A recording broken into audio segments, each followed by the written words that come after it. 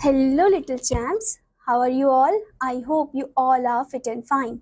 And I hope you read that earlier chapter और उसके जो भी exercise part थे वो आपने complete कर लिए होंगे. So now let's move into the new chapter, that is chapter 12. It is Planet Earth and Sky. Let's start the chapter. The sky. First point is the sky. The natural objects that we see in the sky are called heavenly bodies. These include the sun, the moon and the stars. जो natural objects हम देखते हैं आसमान में वो heavenly bodies हैं और इनमें क्या क्या है, इनमें सन है, मून है और स्टार्स है. So let's talk about the first one, that is the sun. We can see the sun in the sky during the day.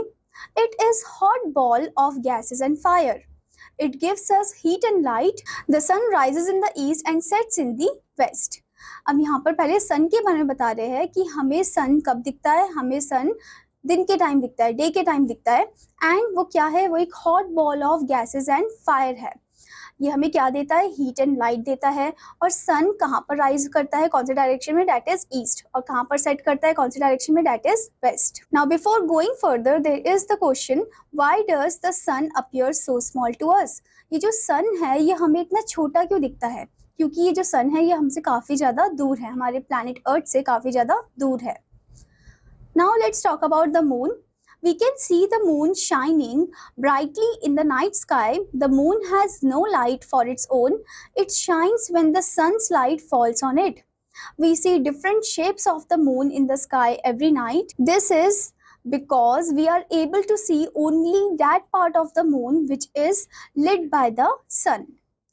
अब जो मून है वो भी एक शाइनिंग ब्राइटली ऑब्जेक्ट है इन द नाइट स्काई. एंड जो moon है उसकी खुद की लाइट नहीं होती, उसे लाइट कहाँ से मिलती है, सन से मिलती है. It shines when the sunlight falls on it. जब सन की लाइट उस पर फॉल होती है तभी वो शाइन करता है. और हमें डिफरेंट डिफरेंट शेप दिखते हैं मून के इन द स्काई. हर रात को अलग अलग फेजेस दिखते हैं हमें मून के. ये क्यों होता है, क्योंकि we are able to see only that part of the moon, जिसको मतलब रोशनी मिली होती है सन की मदद से, वही पार्ट हम मून का देख पाते हैं. जैसे कि आप यहाँ पर देख सकते हो the different figures, the different phases of the moon. First one है फुल मून, जब मून जो है वो पूरा होता है. Next one gibbous moon. Next one half moon. Next one is crescent moon. And next one is new moon, जब moon हमें बिल्कुल भी नहीं दिखता है. Okay. Next point is there is no air or water on the moon, hence there is no life on the moon. Moon में ना तो हवा है ना ही पानी है, मून में सिर्फ वैक्यूम है. एंड मून में कोई भी लाइफ एग्जिस्ट नहीं करती है. Now before going further there is a point, do you know Neil Armstrong was the first human to land on the surface of the moon on 20 July 1969. Neil Armstrong first human थे जिन्होंने moon पे land किया on 20 July 1969. Now let's talk about the stars. We can see thousand of stars twinkling in the night sky. They look so tiny because they are very far away from us. The sun is the closest star to the earth. हम बहुत सारे thousand of stars को देखते हैं जो कि night sky में twinkle करते हैं. वो इतने छोटे छोटे दिखते हैं क्योंकि हमसे काफी ज्यादा दूर है. एंड सन जो है वो एक क्लोजेस्ट स्टार है हमारे प्लैनेट अर्थ का. Okay, now let's talk about our planet, the Earth. The Earth moves around the sun. It is a planet. It has a shape like an orange. The Earth is our home. We must thank the Earth for giving us a beautiful place to live. The surface of land is not the same everywhere. जो अर्थ है वो किसके चक्कर लगाता है, सन के चक्कर लगाता है. अर्थ क्या है, एक प्लैनेट है. एंड उसका शेप कैसा है, एकदम ऑरेंज जैसा शेप है इसका. ओके, अर्थ जो है वो हमारा घर है, उसे हम ब्लू प्लैनेट भी बोलते हैं. एंड हमें थैंक करना चाहिए अपने प्लैनेट अर्थ को कि हमें वो ब्यूटीफुल प्लेस देता है रहने के लिए. एंड जो सरफेस ऑफ लैंड है वो सेम नहीं होता हर जगह, कहीं पर उठा हुआ होता है, कहीं पर प्लेन होता है, कहीं पर रॉकी होता है. Okay, now before going further there is a point, do you know the earth surface has more water and less land. It is hence called the blue planet. Earth surface में ज़्यादा पानी है as compared to land. इसी वजह से हम अर्थ को एक और नाम से बुलाते हैं जो कि है blue planet. Now let's talk about different types of land. Okay, different type of land structure. First one है plane. Land that is flat like the playground is called a plain. The earth has air and water. It is the only planet that has life. The living things together with land, water and air on the earth form our environment. The earth is surrounded by a layer of air called atmosphere. The model of the earth is called globe, and we must keep the earth clean and green. सबसे पहला point दे रखा है कि जो land जो एकदम flat है, जैसे कि एक प्लेग्राउंड जैसा, उसे हम क्या बोलते हैं, plain area.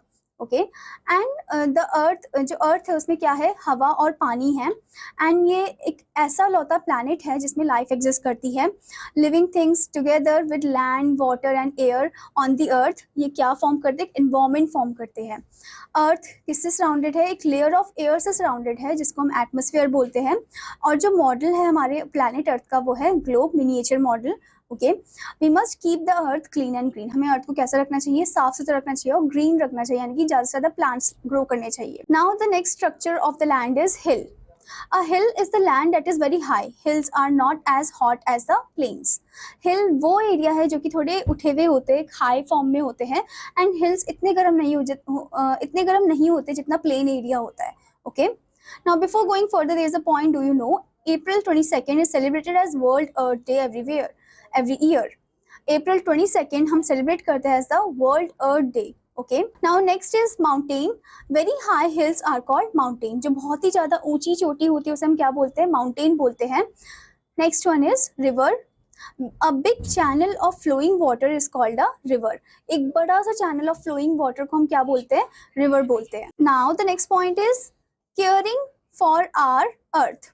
Our Earth is the only planet that has life. We should follow the rules of 3 R's: reduce, reuse, and recycle to save the Earth. Here are some ways to save our Earth. First one is reduce pollution. Plant more trees. Say no to crackers. Do not pollute water bodies. Next one is reuse things. Give your old toys and clothes to the needy. Use both sides of paper. Use cloth bags instead of paper bags. Next is recycle things. Give paper for recycling. Say no to plastic bags and conserve wood. So यहाँ पर क्या बोल रहे हैं, caring for our earth, इसमें बोल रहे हैं कि our earth is only planet जिसमें life exist करती है। तो ये हमारी responsibility है कि हमें उनके rules को follow करना चाहिए, हमें हमारे अपने planet earth को एकदम साफ सुथरा बनाना चाहिए और अच्छा बनाना चाहिए। ओके, हमें 3 R's को follow करना चाहिए जो कि है reduce, reuse and recycle। सबसे पहले रिड्यूस में क्या बोल रखा है कि हमें पोल्यूशन को कम करना है, रिड्यूस करना है। कैसे कर सकते हैं, ज़्यादा से ज़्यादा पेड़ लगाकर, क्रैकर्स को नहीं जलाना है। ओके, और वाटर बॉडीज़ को पोल्यूट नहीं करना है। रीयूज थिंग्स में क्या क्या आ जाएगा, जैसे हमारे जो ओल्ड टॉयज होते हैं या कपड़े होते हैं वो नीडी पर्सन को देना चाहिए ताकि उनकी ज़रूरत में आ सके वो। ओके, हमें जो पेपर का दोनों साइड है वो यूज़ करना चाहिए, ऐसे अननेसेसरली हमें वेस्ट नहीं करना चाहिए पेपर। और हमें क्लोथ बैग यूज़ करना चाहिए instead of that plastic bags, okay, polythene bags and all. Then उसके बाद बोला है रिसाइकिल थिंग्स, हमें कुछ चीज़ें जो होती है उन्हें रिसाइकिल करना चाहिए, जैसे कि पेपर हमें देना चाहिए रिसाइकलिंग के लिए। एंड हमें प्लास्टिक बैग्स को नहीं यूज़ करना चाहिए और हमें ज़्यादा से ज़्यादा पेड़ों को बचाना चाहिए। Now let's move into the point vocabulary. First one, globe. Globe is the model of the earth. Next one, atmosphere, the layer of air that surrounds the earth. Okay, now as we have read this chapter, let's move into the point things to remember. First one, the sun, stars and moon can be seen in the sky. Next one, the moon shines when the sunlight falls on it. Next one, the earth has air, land and water. Next one, we should keep our earth clean. Now let's move into the exercise part. Practice zone. Answer the following question. आपको हर एक question को अच्छे से पढ़ना है और उनको अच्छे से आंसर करना है। Next is tick the correct answer. आपको हर एक स्टेटमेंट को अच्छे से पढ़ना है और जो सही ऑप्शन उस पर आपको टिक करना है।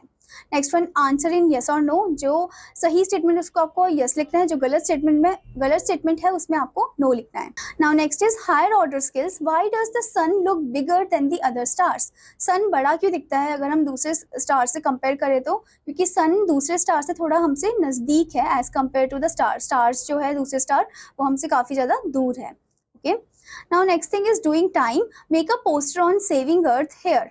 आपको एक पोस्टर बनाना है ब्यूटीफुल सा, जो कि टॉपिक क्या है आपका, सेविंग अर्थ, मतलब अर्थ को बचाओ। ठीक है, I hope student that you understood this chapter. And आपका होमवर्क है कि आपको चैप्टर को अच्छे से पढ़ना है और जो एक्सरसाइज है वो पूरी कंप्लीट करनी है। Till then students, take care, bye bye.